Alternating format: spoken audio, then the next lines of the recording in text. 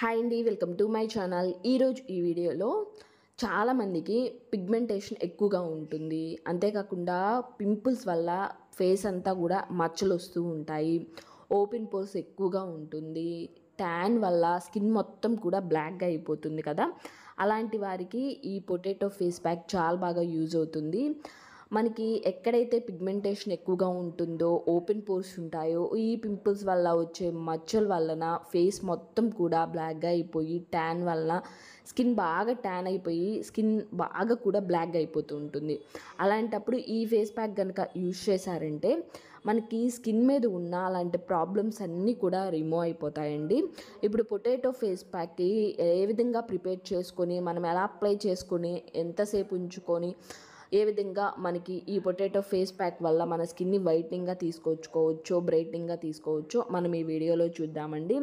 ముందుగా potato face pack prepare చేసుకోవటానికి 1 potato తీసుకొని దాని పీల్ మొత్తం కూడా క్లీన్ చేసుకోండి. క్లీన్ చేసుకున్న తర్వాత పొటాటోని వాష్ చేసుకున్న తర్వాత గ్రైండ్ చేసుకోండి. చిన్న చిన్న ముక్కలుగా కట్ చేసుకొని గ్రైండ్ అయినా తీసుకొని జ్యూస్ చేసుకోండి, లేదా ఈ విధంగా తురుముకొని బాగా జ్యూస్ అయినా ప్రెస్ చేసుకొని మన హ్యాండ్తోనే ప్రెస్ చేసుకొని జ్యూస్ అయినా తీసుకోండి. నేను ఒక స్మాల్ పొటాటో తీసుకున్నాను. దాని నుంచి ఒక 2 or 3 టేబుల్ స్పూన్ చిన్న టేబుల్ స్పూన్తో ఒక జ్యూస్ అయ్యే వచ్చాయి. తర్వాత దాని నుంచి మనము పిప్పి తీసుకున్నాం కదా, పొటాటో పిప్పి ఉంటుంది కదా, బంగాళదుంప నుంచి మనం తీసుకున్న పిప్పి, అది కూడా మనము స్కిన్కి యూజ్ చేసుకోవచ్చండి.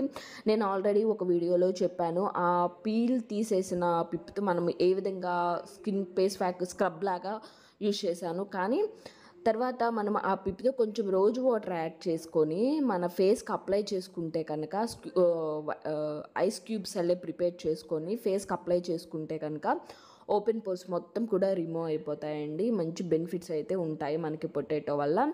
తర్వాత నేను 2 పౌడర్స్ యాడ్ చేశాను కదా. ఫస్ట్ యాడ్ చేసిందేమో ముల్తానీ మట్టి 1 టేబుల్ స్పూన్ యాడ్ చేశాను.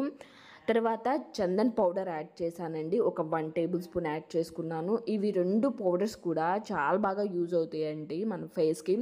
చందన్ పౌడర్ మన స్కిన్ని కూల్గా చేయడానికి, స్మూత్గా చేయడానికి, అంతేకాకుండా స్కిన్ గ్లోయింగ్గా చేయడానికి మనకి చందన్ పౌడర్ యూజ్ అవుతుంది. ముల్తానీ మట్టి మనకు తెలుసండి, మన స్కిన్ మీద ఉన్న అనేకమైన ప్రాబ్లమ్స్ మొత్తాన్ని రిమూవ్ చేయడానికి మనకి ముల్తానీ మట్టి చాలా బాగా యూజ్ అవుతుంది.